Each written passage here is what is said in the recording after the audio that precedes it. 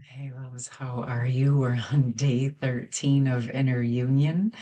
And for those of you that have been here with me, maybe you remember a few days ago when I talked about the inner child information coming up as part of the Inner Union series.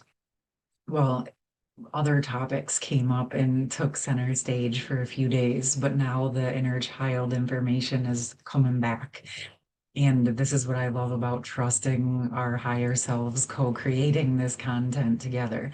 Okay, so the main topic that was coming up in the field last week and now is returning again this week is where we were taught to just move on from traumatic or intense experiences as kids, and then even obviously into young adult and adulthood.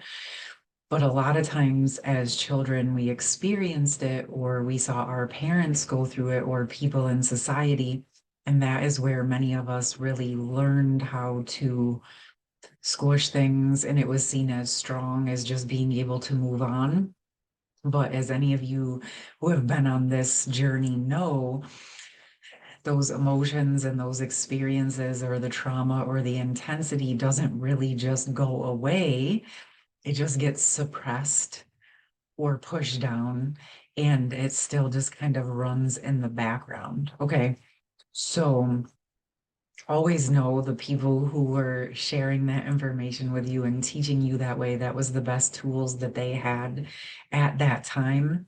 But as we're unpacking a lot of this energy, it can be intense.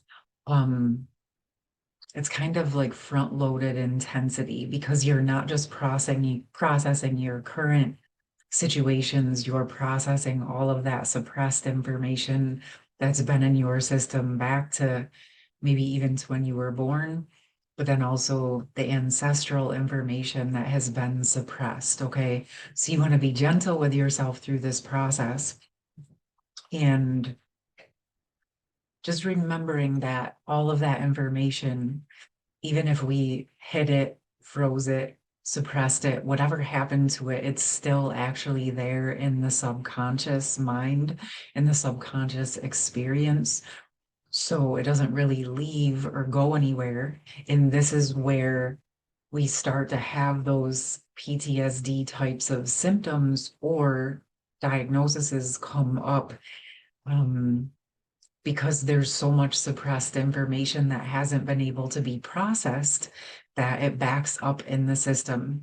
Energetically, that's how I understand um, PTSD, and I can speak about it because I actually have been in therapy in the past for CPTSD and was told that I would never be able to heal it, that I would always have it, and it's kind of just maintaining it. But I'm here to tell you that I was set out on a mission to really truly heal my CPTSD. And through this work, through looking at the ancestral patterns and the past life patterns and um, obviously current life, it has been healed in a much deeper way. And that's not to say that I don't get triggered. It's not to say that things don't come up that make me feel like I'm in that triggered PTSD state. But now I understand how to work with it and I can process usually pretty quickly through it rather than getting caught back up in a loop. So I'm just sharing that to say that we do have the capacity to heal and to learn how to work with these energies and learn how to hold space to process for ourselves in new ways and reparent the parts of ourselves that were so deeply suppressed. And even if the adults or the other people in our life were not able to provide us that type of support for our trauma or intense experiences back then, we can start to do that now. And I also, this is bringing me to another piece that I want to address is that if experiences, emotions, or feelings or people, places, or things are still present, it doesn't mean that something is wrong with you. Okay, loves. It doesn't mean you're doing something wrong or that you should stop those feelings or you should make it go away or that you're not good enough and that's why you're still thinking about this person or this place or this thing. It's there. This is my belief. Those things are still present because there is still information for you to extract and learn from. Okay. So if you have a tendency or have in the past to get frustrated with yourself, thinking that I should be over this by now, I should be done with this by now, I've worked so deeply on this, how come it's not getting better? Or it's getting better, but why is it coming back up? It's coming back up for one of two reasons. One, there's still another layer for you to work through, okay? And you're going to know the difference. Or it's coming up to show you that you don't need those experiences anymore and it's not triggering you anymore, okay? Either way, but there's also, actually, I'll say there's a third option. It could be a combo of the two. One, it's coming up because there's more to process, but two, it's also showing you how far you've come and how much different you're responding to similar types of circumstances. There is so much incredible value to those things. I'm bringing it to your attention so that you're not beating yourself up or thinking that you're doing something wrong, because I know that's a lot of the deep programming that's been instilled within us and within the ancestors, is to think that we're supposed to have it all figured out. Well, that's actually some of the information that has kept us kind of weak and small because it keeps us on the constant go, go, go.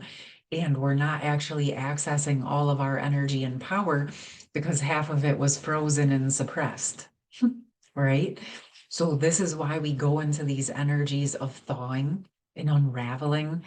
It's not just to drum up uncomfortable stuff. It's actually through the thawing and the unraveling that you're actually retrieving your true soul energy and essence. Okay. So yes, there's different levels and layers to that.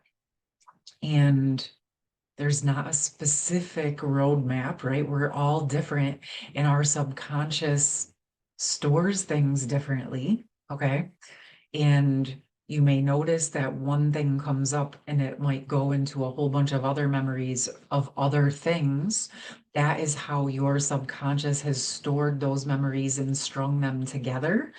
And that's why sometimes one thing that's getting triggered in that moment might seem like, why does this feel so intense? It's not that big of a deal, but it's a lot bigger than it appears because it's just the tip of the iceberg. Your subconscious has all of that other information that's a similar experience stored.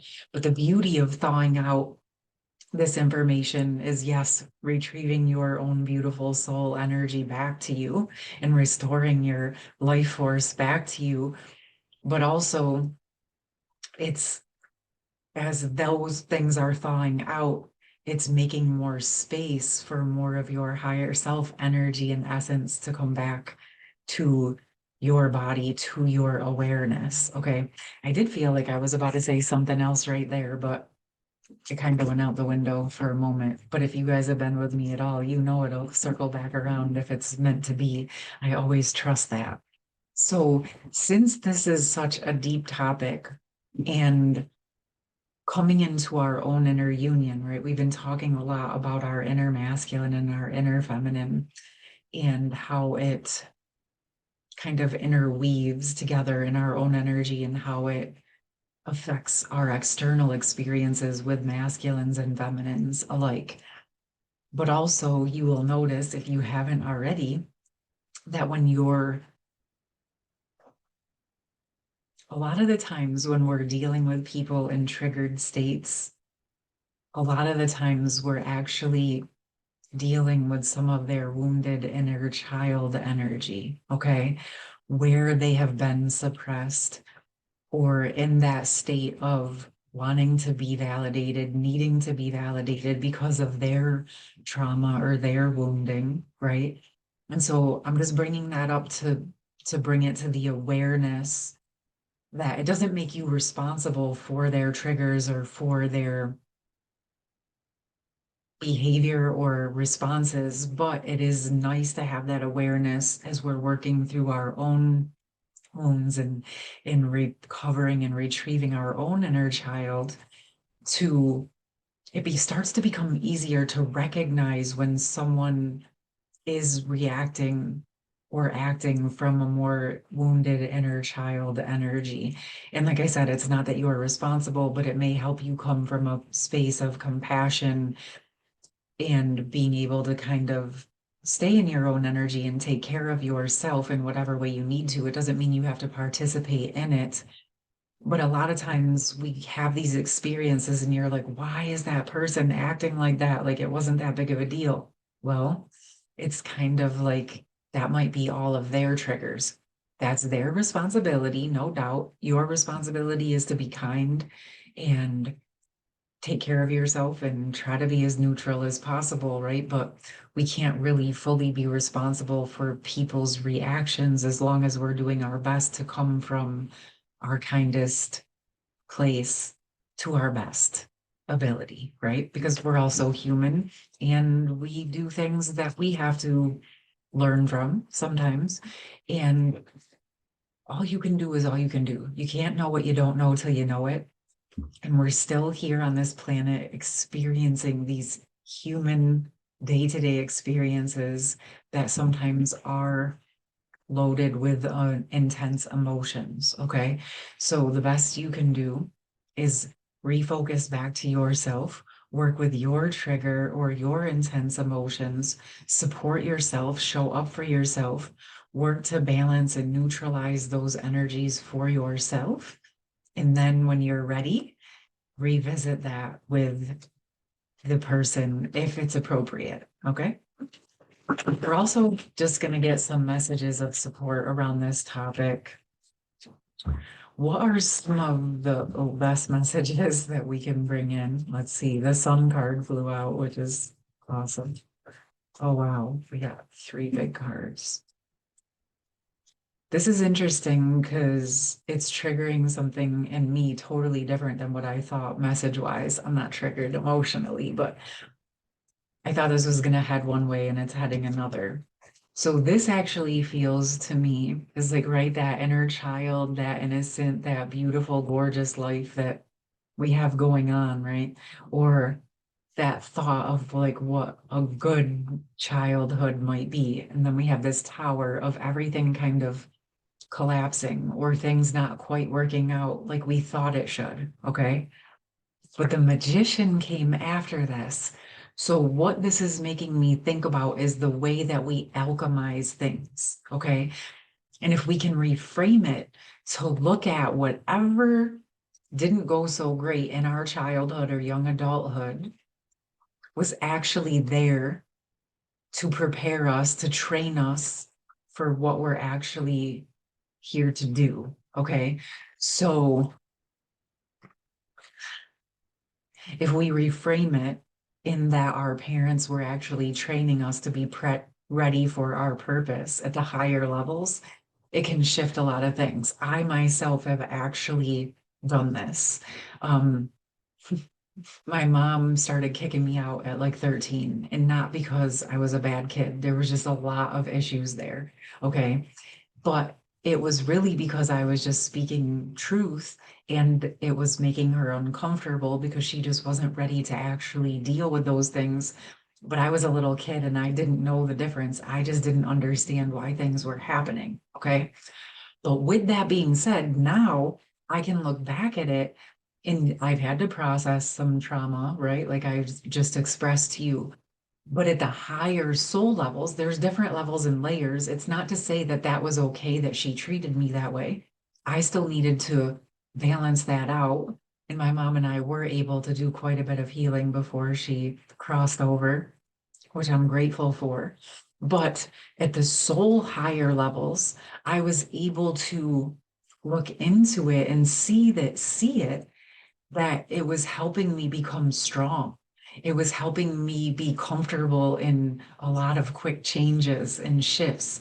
And clearly, feeling rejected by your own mother is a pretty intense experience to have. So you kind of build a muscle as you're going through healing that, with it becoming a bit easier to have other people not like you or be uncomfortable with you, which I've been experiencing just this last couple weeks with more action on the channel, right? I know there's many of you who are resonating with me, and I'm so grateful that you're here. But there's been some people who are not a fan of Danielle, and I'm also okay with that because I know I'm not for everyone. But it was all of those uncomfortable situations from my childhood that really prepared me ultimately for it. I did have to learn how to alchemize the pain. I did have to learn how to reparent myself and look at it from a different perspective of understanding that my mom did the best she could with what she knew how to do and with what she was working with. She must be here because my nose starts itching, and that's usually messages wanting to come through. Sorry. Okay. Sorry. So, yes, this is kind of reframing it. Again, it's not to invalidate the experiences that we had. There's many steps and stages to the healing process to fully integrate our higher self with our human. And part of this is where we've gone through some uncomfortable things and that it wasn't okay and that we shouldn't have had to experience it. But then it's also to say, okay, but you know what? I did experience it and it must have had some purpose. How can I alchemize it into something beautiful? How can I take what I learned and I gained from that and turn it into some magic, right? Okay, let's see what else we got. Whoa, wow, okay. This is interesting because I got the Eight of Pentacles and the Magician in this deck flew out in my lap in the reverse position.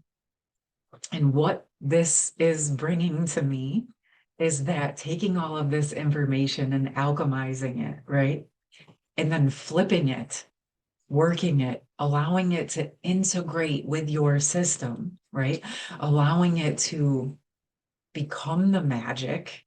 You see the difference between these two magicians?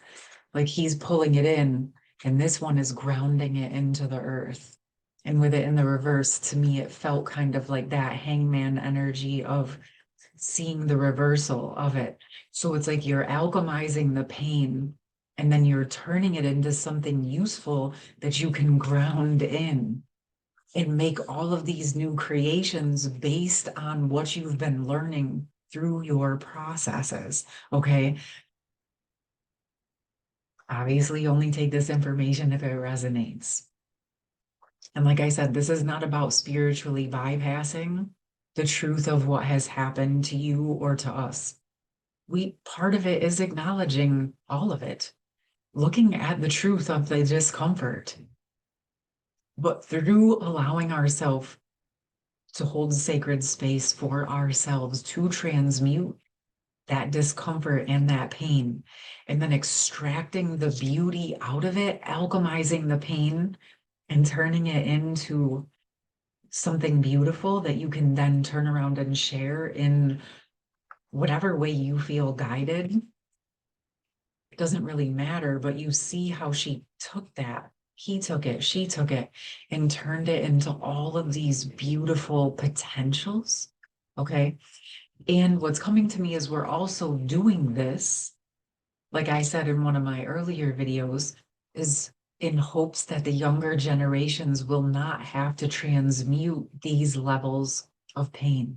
Okay. Because as we're doing it, as we're cleaning up more and more of the past, those ancestral curses and those ancestral energies, or the planetary curses and energies, or however you want to speak about it, is we're transmuting those old patterns, right?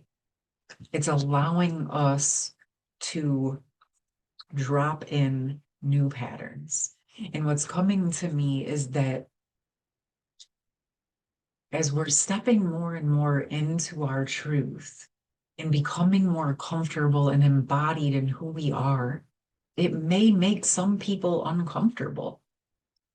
But this is where you're building your muscle through these experiences and through reparenting your inner child and showing up for that part of you, providing the support that you always deserved for yourself, validating yourself, confirming for yourself, right? As you become more confident and comfortable in that, there's going to be people who are drawn to that, and there's going to be people who are not comfortable with that level of confidence or comfort because they haven't alchemized theirs yet.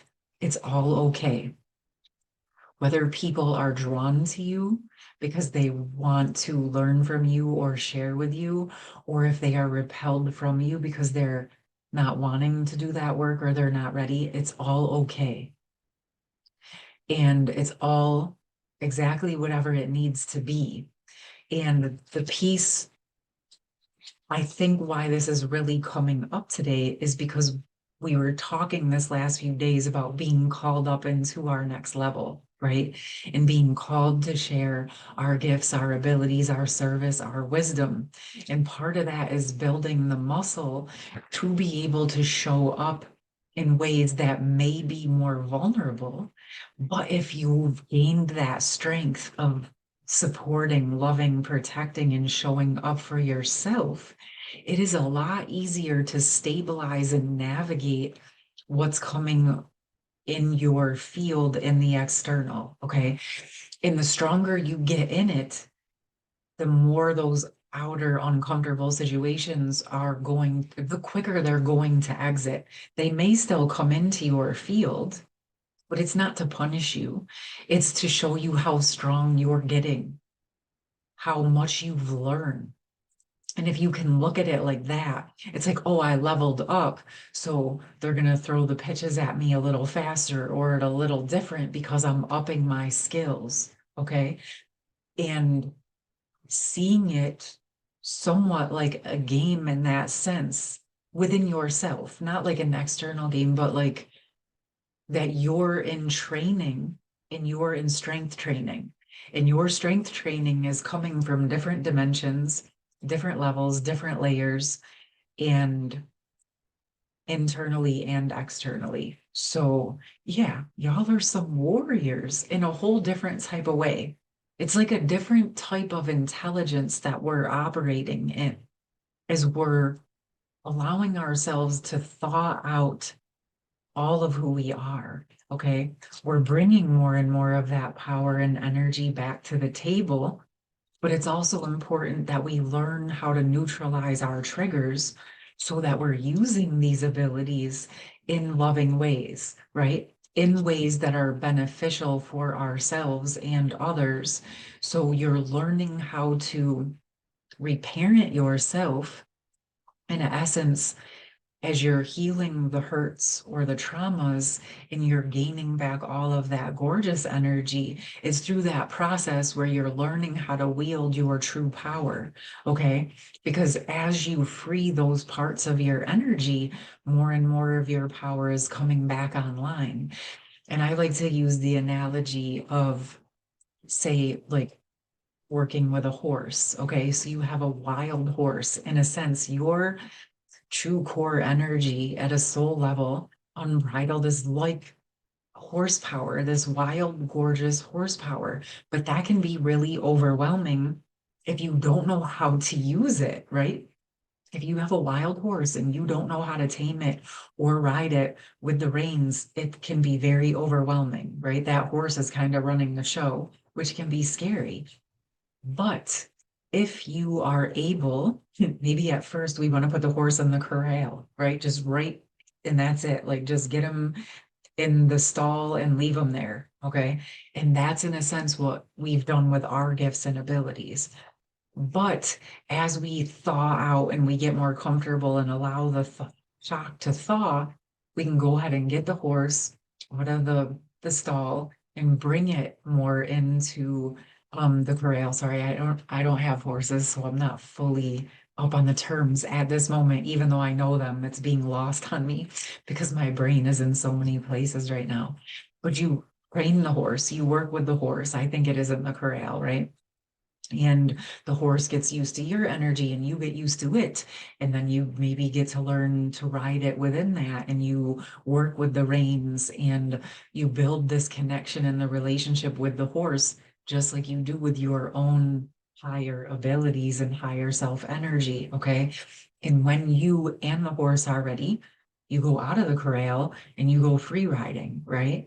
And then maybe you guys get so in sync and so in tune, you can go bareback without reins and just do your thing, okay? Because you're just so integrated. But there's a lot of steps and stages in between that to fully embody all of this power. But that doesn't mean it's not happening in the meantime. You're doing parts of it during the process. It's through these processes of working on these projects or these situations that you're gaining the strength in the steps and the stages to be able to wield more and more of your true power and essence. Okay. And then you don't have to shut it down because your own energy scares you. Right. And it's just can be a really beautiful process if we embrace it and understand that even if uncomfortable things come up or if triggers come up, it doesn't mean because we're there's something wrong with us or that we've done something wrong. It just means that there's a new pocket of energy that's available for us to retrieve ourselves from, to discover more about who we are, and to go into those shadows and extract more of ourself so that we can be more present for ourself and for others. Okay. So another day of inner union in the books. I'm super excited to see you guys tomorrow for day 14. And I know that from what I've been sensing and seeing in the comments, many of you have been enjoying the series, and I'm so glad that you're here and that you found Harmonious Hearts. And this is very interesting. I see the lighting changing, and I have absolutely no idea why. So that's fascinating. So if that's happening on your end, um, I guess we're just gonna roll with that and see what that's about. But anyway, I'm grateful and glad that you're here, and I hope you have a beautiful rest of your day, and I look forward to being with you tomorrow. Take care. Bye.